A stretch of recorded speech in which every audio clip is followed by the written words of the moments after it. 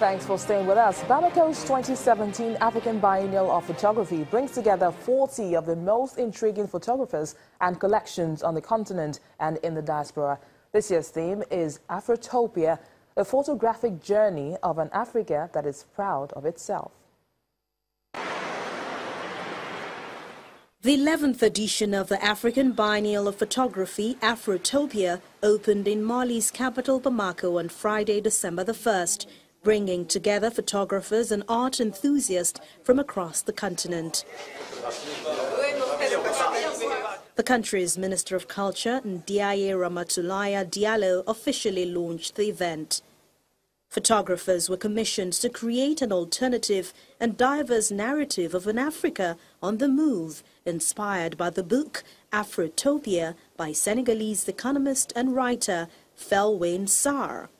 The book advocates for a new Africa and depicts the continent and its people as having a lot of potential and which only needs to become aware of itself. Organizers said they want to showcase the continent like it has never been seen before, an Africa that is proud, a continent that is modern and resilient, and one that is on the move. The idea was to work on a project that became very therapeutic for us because we must change. That's why Afrotopia is interesting. That's where the project corresponds to the theme of the biennial. If we always see ourselves with people who have their heads down, where we only keep a low profile, then things will never change. So we need to see, walk with confidence and hold our heads high. 40 artists from across the continent have contributed to this year's exhibition, with projects constructed around images of everyday life in Africa as seen through a unique gaze. The exhibition also features contemporary work, video exhibits, workshops, and provides a platform for artists, curators, collectors, commissioners, media, and the public to meet and share ideas. Visitors say they found the exhibition engaging and showing another side of the continent. It's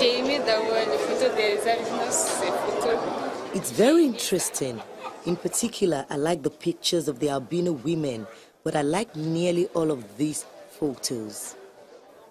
The exhibition is open until January the 31st, 2018, and is backed by Mali's Ministry of Culture, the French Institute, and other partners. Apart from promoting art and photography on the continent, organizers hope the biennial will challenge Africans to learn more about themselves, their diversity, and everyday issues, as well as celebrate their creativity.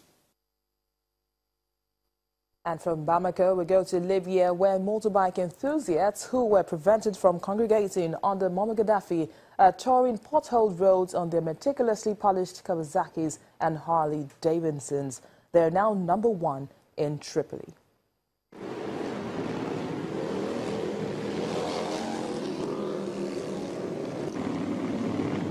One is the imam of a local mosque, another a 60-year-old mechanic who lived in Texas for nearly 30 years.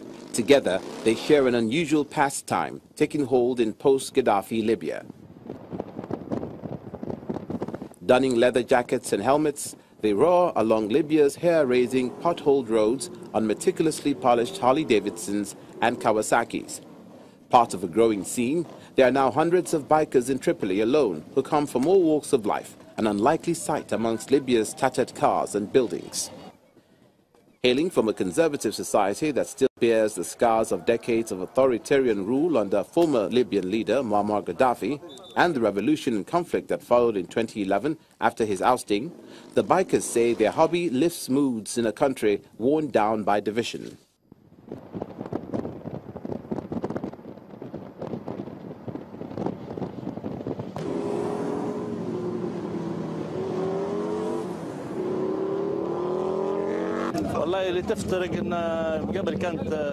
Before, under Gaddafi, there were all sorts of repression. There was difficulty, and motorcycle riding needed specific times to be accepted. On September the 1st, the anniversary of the celebrations of Libya's 1969 revolution, one could have only dreamed to be out and about with his motorcycle, which would have been taken from him, because the Gaddafi regime did not like youth to be on the streets. They did not like it if youth were showing interest in a hobby or having any new ideas at the time. On a recent Thursday morning, about 24 bikers congregated in central Tripoli, doing small circuits in front of curious bystanders in the city's main square before taking a spin on the city's coastal road. Under Gaddafi, freedom of association and assembly in Libya was highly restricted, but one biker group known as Monsters, formed in 2012, is one of at least 4 now active in the capital. Most bikers do regular professional jobs, like Subi Azaz, a cafe owner who also preaches as an imam in a central Tripoli mosque and rides a mauve Suzuki Boulevard.